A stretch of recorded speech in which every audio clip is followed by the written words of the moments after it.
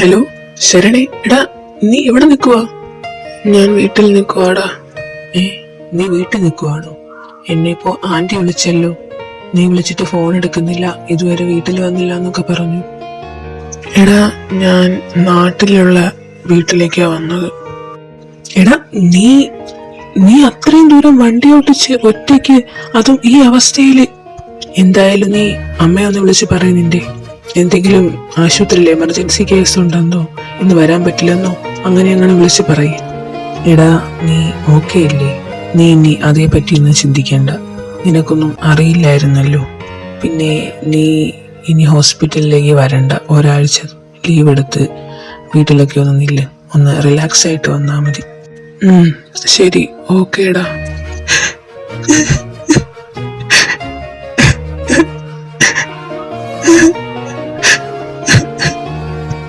അപ്പോ നീ ശിവയാണോ സ്നേഹിച്ചേ? എടോ അത് എനിക്ക് തന്നെ ഒരു കാര്യം പറയാനുണ്ട്. പക്ഷെ എങ്ങനെ പറയണമെന്നും എനിക്കറിയില്ല. എടോ ശിവാനി, എനിക്ക് ഇതുവരെ ഒരു പെണ്ണിനോടും ഇങ്ങനൊന്നും തോന്നിയിട്ടില്ല. പക്ഷെ തന്നെ കണ്ടപ്പോഴാ ഇങ്ങനെയൊക്കെ. എടോ എനിക്ക് തന്നെ ഒരുപാട് ഇഷ്ടം. ഇതുവരെ എനിക്ക് പ്രണയം എന്താണ് പോലും ഫീൽ ചെയ്തിട്ടില്ല. പക്ഷെ എനിക്ക് തന്നെ കണ്ടപ്പോഴാ അങ്ങനെയൊക്കെ തോന്നിയത്. എടോ എനിക്ക് തന്നെ ഒരുപാട് ഇഷ്ടം. ഞാൻ ഈ പറഞ്ഞത് തെറ്റാണെങ്കിൽ എന്നെ ക്ഷമിക്കണം.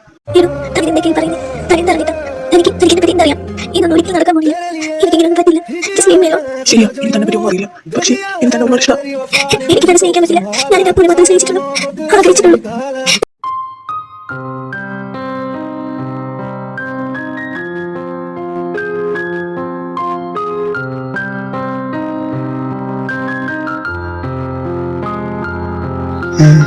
ഉറങ്ങി.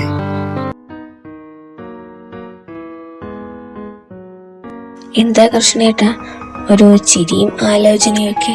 എന്തു പറ്റി? മോള് ഉറങ്ങിയോ? അവക്ക് ഇപ്പോ കുഴപ്പമൊന്നുമില്ലല്ലോ അല്ലേ? എടോ, നമ്മുടെ മോൾക്ക് കുറച്ച് മാറ്റങ്ങളൊക്കെ വന്നിട്ടുണ്ട് കേട്ടോ. എടോ, തന്നോട് ഞാൻ പറയാറില്ലേ എപ്പോഴും ഞങ്ങളുടെ ഹോസ്പിറ്റലിൽ വർക്ക് ചെയ്യുന്ന ഒരു ഡോക്ടറെ പറ്റി, ഡോക്ടർ ശരൺ. കൃഷ്ണേട്ടാ, അതിനിപ്പോ എന്താ? ഡോക്ടർക്ക് എന്താ കുഴപ്പം? ഡോക്ടർക്ക് കുഴപ്പമൊന്നുമില്ല. പക്ഷേ ഡോക്ടറും ശിവയും തമ്മിൽ നല്ല അടുപ്പത്തിലാണ്. ഞാനിതേ പറ്റി ശിവയോട് അന്ന് ചോദിച്ചപ്പോ നല്ല സുഹൃത്തുക്കളാണെന്നൊക്കെയാ പറഞ്ഞത്. കൃഷ്ണേട്ടൻ ഇതെന്തൊക്കെയായി പറഞ്ഞു വരുന്നേ? എനിക്കൊന്നും മനസ്സിലാവുന്നില്ല. ഒന്ന് തെളിച്ചു പറ കൃഷ്ണേട്ടാ. എടോ, നമ്മൾ കുറെ കാലമായി മോളുടെ കല്യാണത്തെ പറ്റിയൊക്കെ ചിന്തിക്കുകയല്ലേ. പിന്നെ അവൾ ഓക്കെ ആകട്ടെ എന്ന് കരുതിയ ഇത്രയും നാളും വെയിറ്റ് ചെയ്തത്. പക്ഷെ ഇപ്പോ നമ്മൾ വിചാരിച്ച പോലെ അവൾ ഏകദേശം ഓക്കെ ആയിട്ടുണ്ട്. ശരൺ നല്ല പയ്യനാണ്. പിന്നെ പണ്ട് മുതലേ എനിക്ക് ശരണിനെ പരിചയമുണ്ട്. ഞങ്ങളുടെ ഹോസ്പിറ്റലിലാണ് ട്രെയിനിങ് ഒക്കെ കഴിഞ്ഞത്. ഇപ്പോൾ അവിടെ തന്നെയാണ് വർക്കും ചെയ്യുന്നത്. എന്തായാലും ശിവയ്ക്ക് വേണ്ടി ശരണിനെ ഒന്ന് ആലോചിക്കണമെന്ന് വിചാരിച്ചതാ ഞാൻ. പക്ഷെ ഇപ്പൊ എളുപ്പമായി. എന്തായാലും അന്നേ അവളെ ഹോസ്പിറ്റലൊക്കെ ഏൽപ്പിച്ചത് നന്നായി. എന്തായാലും കൃഷ്ണേട്ടാ, അവര് തമ്മിൽ അങ്ങനെ ഒന്നുമില്ലെങ്കിൽ എന്ത് ചെയ്യും കൃഷ്ണേട്ടാ? പിന്നെ കൃഷ്ണേട്ടൻ പറഞ്ഞത് വെച്ച് നോക്കുമ്പോൾ നല്ല പയ്യനല്ലേ?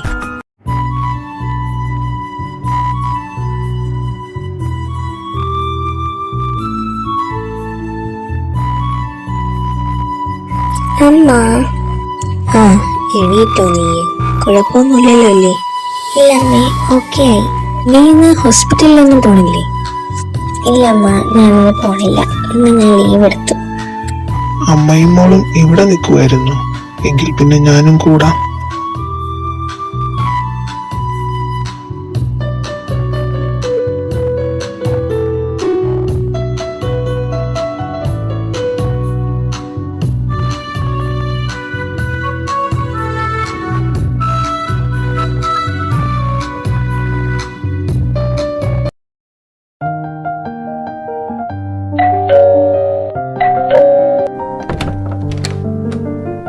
എന്റെ പൊന്നാക്കോ, ഞാൻ നിന്നെ എത്ര തവണ ഇന്നലെ വിളിച്ചെന്നറിയാമോ? ലാസ്റ്റ് കിട്ടാത്തത് കൊണ്ട് ഞാൻ ഹരിയെ വിളിച്ചു. അപ്പോഴാ ഹരി പറഞ്ഞ് നിനക്ക് എന്തോ എമർജൻസി കേസ് ഉണ്ടെന്ന്. എന്നാ അത് കഴിഞ്ഞിട്ട് എന്തെങ്കിലും ഒന്ന് മെസ്സേജ് എങ്കിലും ഇട്ടൂടെ? വിളിച്ചിട്ട് എടുക്കാതിരുന്നപ്പോ ഞാൻ ആകെ ടെൻഷൻ അടിച്ചൂടെ?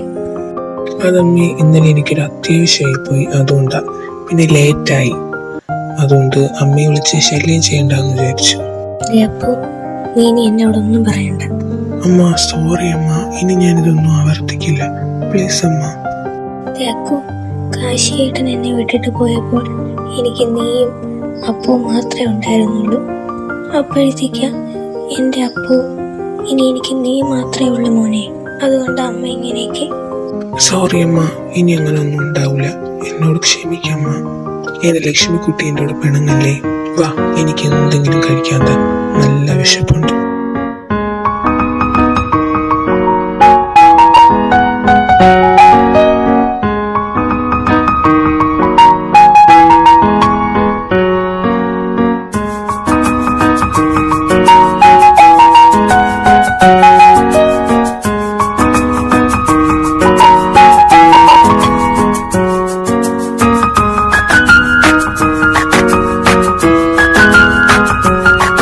ഓയ് അളിയ, സുഖാണോ?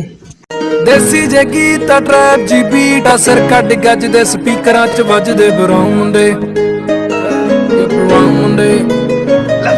ਆਓ ਫੁੱਟਦੇ ਆ ਵੈਂਟੀਨਾ ਨੋਟਾਂ ਦੀ ਗਿਣਤੀ ਆ ਟਾਈਮ ਸਾਡੇ ਕੋਲ ਆ ਤੇ ਲੋਕ ਹੋਏ ਐਂਟੀ ਆ ਯਾਰੀ ਦੀ ਗਾਰੰਟੀ ਆ ਲੋਕੀ ਤੇ ਸੈਂਟੀ ਆ ਦੁਨੀਆ ਏ ਲੱਭਦੀ ਤੇ ਨਾਰਾ ਵੀ ਸੈਂਟੀ ਆ ਸਿੰਦੇ ਕੋਲੇ ਅੱਜ ਇਹਨਾਂ ਕੱਲ ਜਾਣਾ ਐਲੇ ਤੇ ਪਰਸੋਂ ਨੂੰ ਬੈਗਾਂ 'ਚ ਕੈਸ਼ ਲੈ ਕੇ ਹੁਣੇ ਕੇ ਪਟਾਉਣ ਮੁੰਡੇ ਬਰਾਉਨ മുണ്ടേ. ആ എടാ, നീ വീട്ടിൽ പോയില്ലേ? ഇല്ല, ഞാൻ ദേ ഇവളെയും കൊണ്ട് നേരെ ഇങ്ങ് പോന്നു. ഹായ് ഹരിയേട്ടാ. இரவில் வந்தது சந்திரனா, என்னழகே வந்தது உன்முகந்தா, வெண்ணிலவோ வாழ்வதும் தேர்ந்திடுமே, உன்னழகோ தேர்ந்திராதே வெண்ணிலா, பகலில் இருப்பது சூரியனா, என்னழகே உன்னிரு பார்வகள்தான், உன்னிமகள் கூறிடும் ஆயுதந்தான், என்னுயிரே என்னை செய்கிறார். അല്ല, നിങ്ങൾ രണ്ടും എന്താ ഇങ്ങോട്ട് പോന്നേ? അത് ഹരിയേട്ട, നന്ദുന്റെ കസിൻ ഇവിടെയല്ലേ വർക്ക് ചെയ്യുന്നത്. അവളെ കാണാൻ വേണ്ടി വന്നതാ. പേര് ശിവാനി. നിങ്ങൾ ഉദ്ദേശിക്കുന്ന ശിവാനി ഹോസ്പിറ്റലിലെ എംഡിയുടെ മോളാണോ? ആ അതെ ഹരിയേട്ട, അത് തന്നെ. ഓ, അപ്പോ ഈ ശിവാനി ആയിരുന്നു നന്ദുവിന്റെ കസിൻ. ആ, എങ്കിൽ പോയി നിങ്ങൾ കണ്ടിട്ട് വാ. ആ അതെ ഹരിയേട്ട, അത് തന്നെ. ആ ശരി ഹരിയേട്ട. അല്ല നന്ദു, നീ എന്താ നോക്കി നിൽക്കുന്നേ? ഇങ്ങോട്ട് വാ. അത് ആനന്ദേട്ടാ, അപ്പുവേട്ടൻ. അത് അപ്പു അല്ല നന്ദു, അപ്പുവിന്റെ ഏട്ടനാ ശരൺ.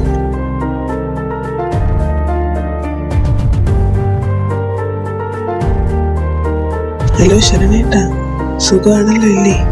ആനന്ദേ, നീ എപ്പോഴാ വന്നേ? സുഖമായിട്ടിരിക്കുന്നു. ഇതാണോ നിന്റെ നന്ദു?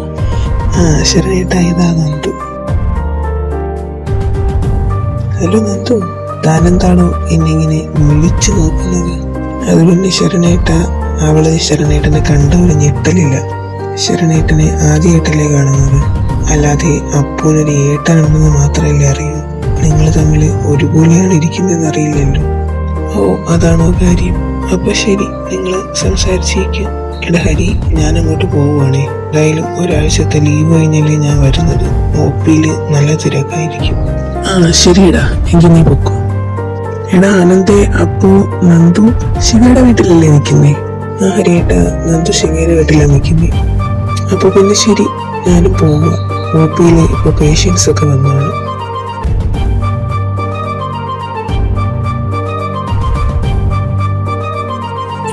മോളെ ശിവേ. നന്ദു, എടി നീ വീട്ടിൽ വരുമെന്നല്ലേ പറഞ്ഞത്, പിന്നെന്താ ഇവിടെ? അതെ, ഞാനും ഇവിടെ ഉണ്ട്. നമ്മളെ കൂടി ഒന്ന് ശ്രദ്ധിക്കാം. ആനന്ദേട്ടാ, സുഖാണോ? ഒരു നെയ്മോട്ടൊന്ന് നിന്നെയും കൂടി വീട്ടിലേക്ക് കൊണ്ടുപോകാനാ വന്നേ. പിന്നെ ആനന്ദേട്ടന്റെ സഹോദരി മാധുരി ചേച്ചിയില്ലേ, മാധുരി ചേച്ചിയുടെ ഹസ്ബൻഡ് ഇവിടെയല്ലേ വർക്ക് ചെയ്യുന്നത്?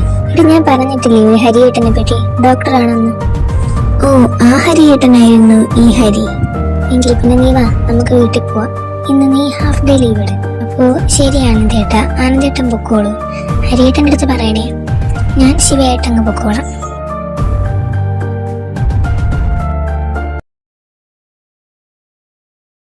ശിവ, ഞാനിന്ന് ശരണേട്ടനെ കണ്ടായിരുന്നു. എനിക്ക് ആനന്ദേട്ടനും ഹരിയേട്ടനും പരിചയപ്പെടുത്തി തന്നു. കാണാൻ അപ്പോലെ തന്നെ പോലെയുണ്ട്. ആ ചിരിയും ചലനങ്ങളും എല്ലാം അതേപടി അപ്പൂനെ പോലെ തന്നെ. ശിവ, നീ ഇതുവരെ ശരണേട്ടനെ പരിചയപ്പെട്ടില്ലേ? നീ അതേപറ്റി എന്നോടൊന്നും ഫോണിൽ പോലും സംസാരിച്ചില്ലല്ലോ. ശരണേട്ടനെ കണ്ടെന്നോ അങ്ങനെയൊന്നും? ഫസ്റ്റ് ടൈം ഞാൻ ഈ ഹോസ്പിറ്റലിൽ വെച്ച് ശരണനെ കണ്ടപ്പോൾ തന്നെ നന്നായിട്ട് ഷോക്കായിരുന്നു. ആദ്യമൊന്നും ഞാൻ ശരണിനെ മൈൻഡൊന്നും ചെയ്തിരുന്നില്ല. പക്ഷേ അപ്പുവിനെ പോലുള്ള ആ രൂപം എന്നെ ശരണിലേക്ക് അടുപ്പിച്ചു. ഞങ്ങൾ നല്ല സുഹൃത്തുക്കളൊക്കെ ആയിരുന്നു. ഇപ്പോൾ കണ്ടാലും സംസാരിക്കുകയും ഒക്കെ ചെയ്യുമായിരുന്നു. പക്ഷേ ഞാൻ അപ്പുവിനെ കുറിച്ച് പറഞ്ഞതോ ചോദിച്ചതോ അങ്ങനൊന്നും ചെയ്തില്ല. ആദ്യം ശരണിനെ പരിചയപ്പെട്ടപ്പോൾ തന്നെ അപ്പുവിനെ കുറിച്ചൊക്കെ പറയേണ്ടതായിരുന്നു. പറഞ്ഞിരുന്നെങ്കിൽ അദ്ദേഹം എന്നെ ഇഷ്ടമാണെന്നൊന്നും പറയില്ലായിരുന്നു. ശിവ, നീ ഇതെന്തൊക്കെയായി പറയുന്നേ? ശരണേട്ടന് നിന്നെ ഇഷ്ടമാണെന്നോ? അതേ നന്ദു, എന്റെ ഒരു സംസാരത്തിൽ നിന്നോ നോട്ടത്തിൽ നിന്നോ പോലും ഞാൻ ശരണിനോട് അങ്ങനെയൊന്നും പെരുമാറിയില്ല. പക്ഷേ ശരണിന് എന്നെ ഇഷ്ടമായത് എങ്ങനെയാന്ന് എനിക്കറിയില്ല. ഒരു പക്ഷേ നന്നായി അടുത്തിടപഴകിയത് കൊണ്ട് ശരണിന് എന്നോട് അങ്ങനെ തോന്നിയതാവാം. അപ്പോ ശരണേട്ടൻ നിന്നെ ഇഷ്ടമാണെന്ന് പറഞ്ഞപ്പോ നിന്റെ മറുപടി എന്തായിരുന്നു? നീ ഒന്നും പറഞ്ഞില്ലേ? അപ്പുവിനെ കുറിച്ചൊന്നും പറഞ്ഞില്ലേ? പെട്ടെന്ന് അങ്ങനെയൊക്കെ കേട്ടപ്പോ ഞാൻ നന്നായി ഷോക്കായി. പിന്നെ എനിക്ക് അപ്പുവിനെ ഓർമ്മ വന്നു. ഞാൻ ശരണിനോട് എനിക്ക് അങ്ങനെയൊന്നും പറ്റില്ല എന്നൊക്കെ പറഞ്ഞു. പിന്നെ എനിക്കൊന്നും ഓർമ്മയില്ല. എന്ന് പറഞ്ഞപ്പോ ഞാൻ ഹോസ്പിറ്റലിലായിരുന്നു. അതിനുശേഷം ഞാൻ ശരണിനെ കണ്ടില്ല. ഓ, ഇന്ന് ശരൺ ഹോസ്പിറ്റലിൽ വന്നുവല്ലേ? പോട്ടെ, സാരമില്ലടാ. നീ അതിനെ കുറിച്ചൊന്നും ചിന്തിക്കണ്ട. നമുക്ക് വീട്ടിലേക്ക് പോവാം.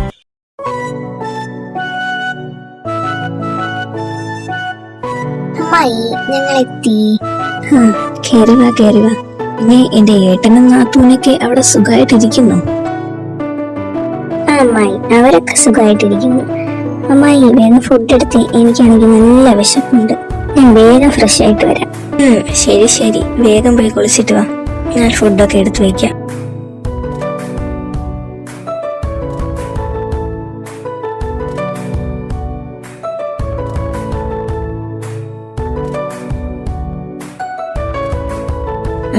അടയും ചക്കരയും ഉറങ്ങിയില്ല.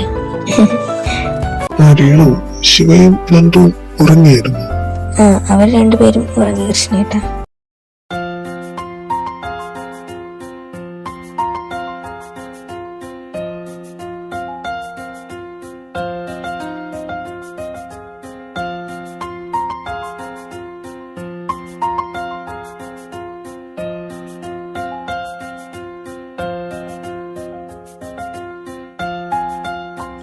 ലക്ഷ്മി, രേണു,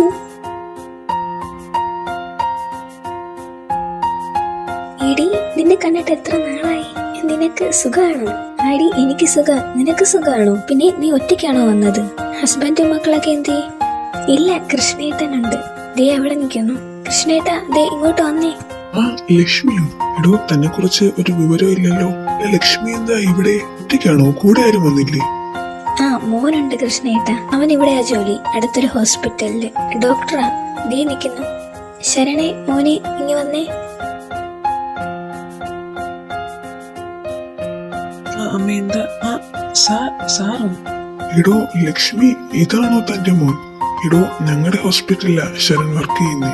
അല്ല, നിങ്ങളൊക്കെ തമ്മില് നേരത്തെ പരിചയമുണ്ടോ? പരിചയമുണ്ടോ? തന്റെ അമ്മ ലക്ഷ്മി എന്റെ വൈഫിന്റെ ബെസ്റ്റ് ഫ്രണ്ടാ.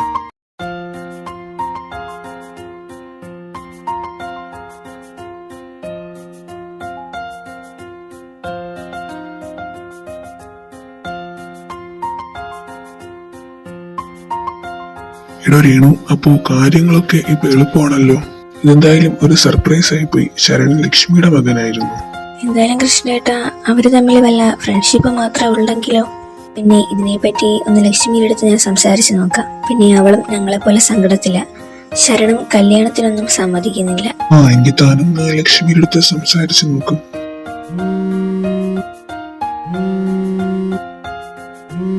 ഹലോ ലക്ഷ്മി, ഞാൻ രേണുവാ. എടി, ഞാൻ നിന്നോട് ഒരു കാര്യം ചോദിക്കാനാണ് വിളിച്ചത്. എടി, എന്റെ മോള് ശിവയെ കുറിച്ച് ഞാൻ പറഞ്ഞല്ലോ. ആടി രേണു, പറയേ. എനിക്ക് മനസ്സിലായി നീയാണെന്ന്. അവൾക്ക് ഞങ്ങളെ കല്യാണമൊക്കെ ആലോചിക്കുന്നുണ്ട്. അപ്പോ ഏറ്റവും സുരക്ഷിതമായിട്ടുള്ള ഒരു സ്ഥലത്തേക്കല്ലേ ഞങ്ങൾക്ക് മോളെ അയക്കാൻ പറ്റൂ. അപ്പോ ശരണിന് വേണ്ടി ഒന്ന് ആലോചിച്ചാലോ എന്ന് ചിന്തിക്കുമായിരുന്നു ഞങ്ങള്. നിനക്കെങ്ങനെ, ഓക്കെ ആണോ? ശരണിന് നേരത്തെ കൃഷ്ണേട്ടൻ നല്ല പരിചയമുണ്ടല്ലോ. അപ്പോ ഇതൊന്ന് ആലോചിക്കാമെന്ന് വിചാരിച്ചു. രേണു, എനിക്ക് ഇതിൽ സന്തോഷമേ ഉള്ളൂ. കാരണം ഇതുവരെയായിട്ടും അവൻ ഒരു കല്യാണത്തിന് പോലും പിടിതരാതെ നിൽക്കുക. നീ നിന്റെയും കൃഷ്ണേട്ടന്റെയും മോളല്ലേ.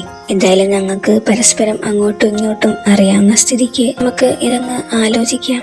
പിന്നെ ലക്ഷ്മി, ഞങ്ങളുടെ മോളെ കാര്യമൊക്കെ നിന്റെ അടുത്ത് പറഞ്ഞായിരുന്നല്ലോ.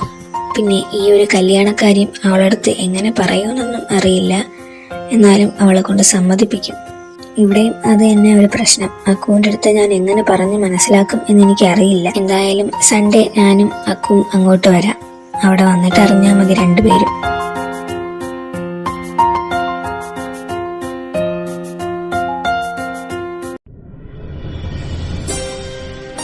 എടോ ശിവ, അന്ന് സംഭവിച്ചതിനൊക്കെ ഞാൻ തന്നോട് ക്ഷമ ചോദിക്കുന്നു. തന്റെ കൂടെ നല്ലൊരു സുഹൃത്തിനെ പോലെ നിന്നിട്ട് ഞാൻ തെറ്റല്ലേ കാണിച്ചത്. സോറി ശിവ. പിന്നെ താൻ എന്റെ അപ്പുവിന്റെ ശിവയാണെന്ന് ഞാൻ അറിഞ്ഞിരുന്നില്ല. ഇറ്റ്സ് ഓക്കെ ശരൺ, അതൊന്നും സാരമില്ല. ഞാൻ ശരണിന്റെ അടുത്ത് ആദ്യമേ എല്ലാ കാര്യങ്ങളും പറയണമായിരുന്നു. അപ്പോ ഈ കാര്യത്തില് ഞാനും തെറ്റുകാരിയാണല്ലോ. എനിക്ക് കുഴപ്പമൊന്നുമില്ല. അപ്പോ ഞാൻ പൊക്കോട്ടെ ശരൺ. ശരി ശിവ.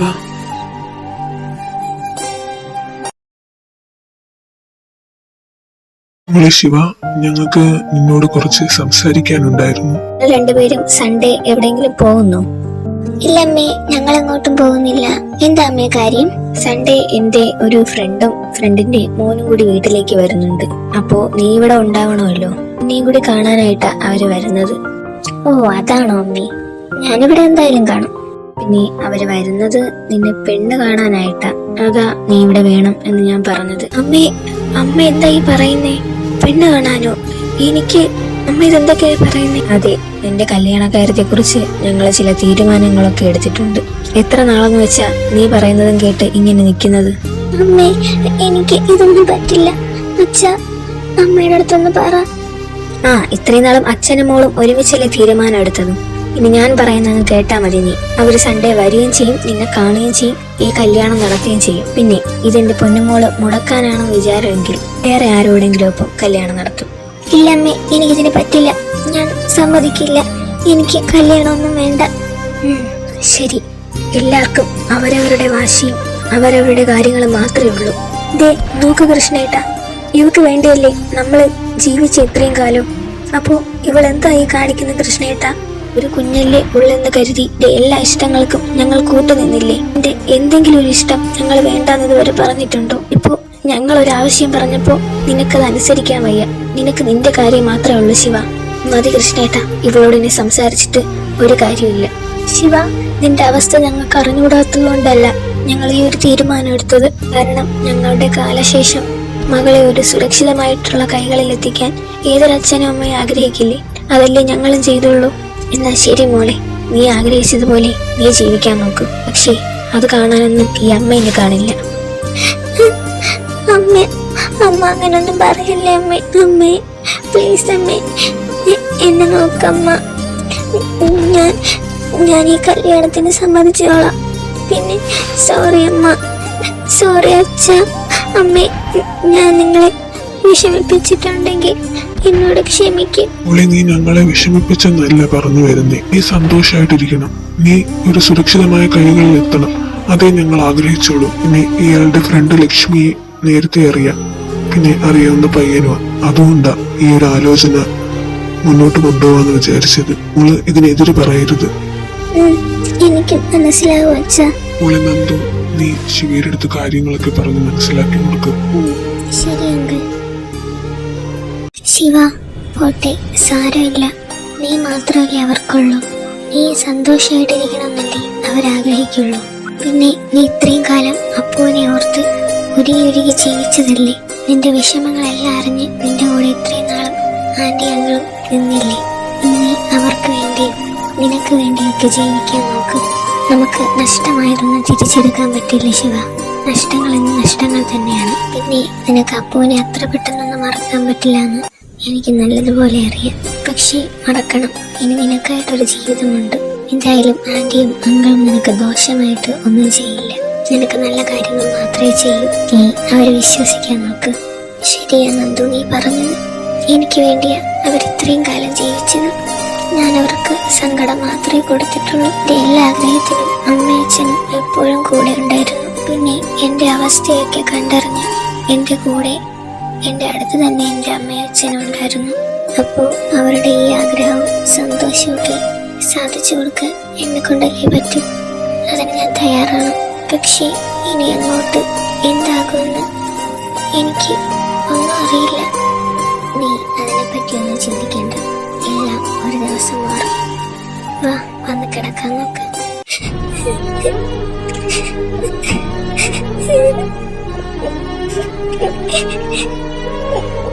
അപ്പോ നീ എന്നെ വിട്ടെന്തിനാ പോയെ?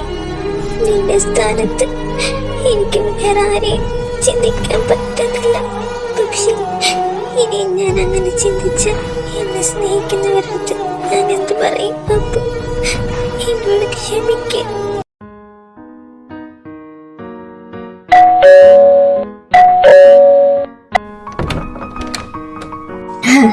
കേറുവാ കേറുവാ.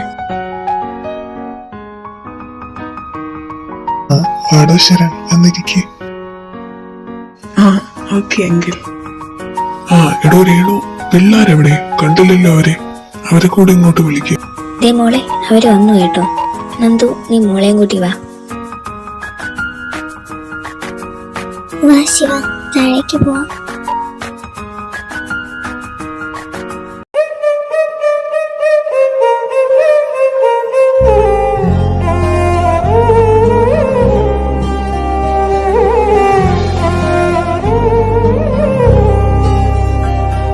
അയ്യോ രേണു, ഇതാണോ നിന്റെ മോള്? നല്ല സുന്ദരിയായിട്ടുണ്ട്. ശരണേട്ടനാണോ ശിവയെ കല്യാണം കഴിക്കാൻ പോകുന്നേ? ഓ, എന്തായാലും എന്റെ അമ്മായി അങ്കിളെ, നിങ്ങൾ നല്ലൊരു കാര്യം ചെയ്ത്. എനിക്കിപ്പോഴാ ഒന്ന് സന്തോഷമായത്. എന്തായാലും ശിവ എത്തേണ്ട അടുത്താ എത്താൻ പോകുന്നത്. ശരണിന് എന്തിനാ ഒരു ഞെട്ടൽ പോലെ? ഇത് പറ്റി? ഓ, അത് കൃഷ്ണേട്ടാ, അവന് ഇവിടെ എന്തിനാണ് വന്നതെന്ന് പോലും അറിയില്ല. ഇവിടെ എത്തിയിട്ട് പറയാന്ന് വിചാരിച്ചു. ഇല്ലെങ്കിൽ ചിലപ്പോ വന്നില്ലെങ്കിലും. ഓ, അതാണോ കാര്യം? എടോ ശരണേ, ഞങ്ങള് മുതിർന്നവർ തമ്മിൽ കുറച്ച് തീരുമാനങ്ങളൊക്കെ എടുത്തിട്ടുണ്ട്. എന്താന്ന് വെച്ചാ തന്നെയും ശിവേനെയും അങ്ങ് കല്യാണം കഴിപ്പിക്കാൻ പോവുക. എന്താണ് ശരണിന്റെ അഭിപ്രായം? ഓ, അങ്ങനെ എതിരഭിപ്രായം ഒന്നും കാണില്ല കൃഷ്ണേട്ടാ. എന്റെ ഇഷ്ടങ്ങളാ എന്റെ മോന്റെ ഇഷ്ടവും. പിന്നെ മോളെന്താ ഒന്നും മിണ്ടാത്തത്? വാ, ഇനി അടുത്തേക്ക് വാ. മോളുടെ പേരെന്താ? അങ്ങനൊന്നുമില്ല ആന്റി, എന്റെ പേര് ശിവാനി. അയ്യോ, എന്റെ കുഞ്ഞിനെ കാണാൻ നല്ല സുന്ദരിയായിട്ടുണ്ട്. ഇനി രേണു, ഇപ്പൊ തന്നെ നീ എന്റെ കൈ തന്നേക്ക് ഇവളെ. ഞാനങ്ങ് കൊണ്ടുപോയേക്കാം.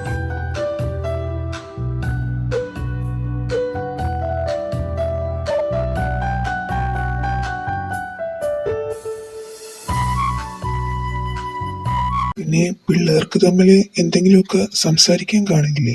എന്തായാലും ഞങ്ങളെല്ലാം ഉറപ്പിച്ചില്ലേ, എപ്പോ വേണമെങ്കിലും സംസാരിക്കാമല്ലോ അവർക്ക്. പിന്നെ ശരണം ശിവയും തമ്മിൽ നല്ല പരിചയമുണ്ടല്ലോ. അമ്മ എന്നോട് പോലും ആലോചിക്കാതെ എന്താ ചെയ്തത്? നിന്നോട് എന്താ ആലോചിക്കാനാ? ഞാൻ പറഞ്ഞു മടുത്തു. അതുകൊണ്ടാ ഇങ്ങനെയൊക്കെ ചെയ്തത്. അമ്മയ്ക്ക് ശിവ ആരാണെന്ന് അറിയാമോ? ഒന്നും അറിയാതെയാ അമ്മയും എല്ലാരും ഈ തീരുമാനം എടുത്തത്. അറിയാം, അവള് എന്റെ അപ്പു സ്നേഹിച്ചിരുന്ന പെണ്ണ. അവന്റെ ഡയറിയിൽ നിന്ന് എനിക്ക് ഫോട്ടോ കിട്ടിയിരുന്നു. പക്ഷെ അവിടെ ചെന്ന് ശിവയെ കണ്ടപ്പോഴാ എനിക്ക് മനസ്സിലായത്. അപ്പോ അമ്മ അറിഞ്ഞു വെച്ചോണ്ട് എന്തിനാ? അവള് അപ്പുവിന്റെ പെണ്ണാണെന്നറിയാതെ ഞാനും ഒരു തെറ്റ് ചെയ്തായിരുന്നു. അവളോട് ഞാൻ ഇഷ്ടമാണെന്നൊക്കെ പറഞ്ഞു. അതിനുശേഷം ഞാൻ അറിഞ്ഞത് അവൾ അപ്പുവിന്റെ പെണ്ണായിരുന്നു എന്ന്. ആ തെറ്റ് തന്നെയാണോ അമ്മയെ ആവർത്തിക്കാൻ പോകുന്നത്? ഇതൊരു തെറ്റാണെന്ന് നിന്റെ അടുത്ത് ആരാ പറഞ്ഞത്? അവന്റെ ആത്മാവിന് ചെയ്തു കൊടുക്കാൻ പറ്റുന്ന ഏറ്റവും വലിയ നല്ലൊരു കാര്യമായത്. നീ ഒന്ന് മനസ്സിരുത്തി ചിന്തിച്ചു നോക്ക്. ഞങ്ങളുടെ അപ്പുവിനെ അത്രയേറെ സ്നേഹിച്ചതല്ലേ അവള്. അവൻ മരിച്ചു പോയിട്ടും അവനെ ഓർത്ത അവൾ എപ്പോഴും ജീവിക്കുന്നത്. അവളുടെ ആ നഷ്ടപ്പെട്ടു പോയ സന്തോഷങ്ങളൊക്കെ ഇനി തിരിച്ചു കൊണ്ടുവരേണ്ടത് നീയാ. അതുകൊണ്ടാണ് ഞാൻ ഈ തീരുമാനം എടുത്തത്. പിന്നെ നീ ഇതിനെ എതിർക്കാൻ നിൽക്കണ്ട. ഈ കല്യാണം എന്തായാലും നടക്കും.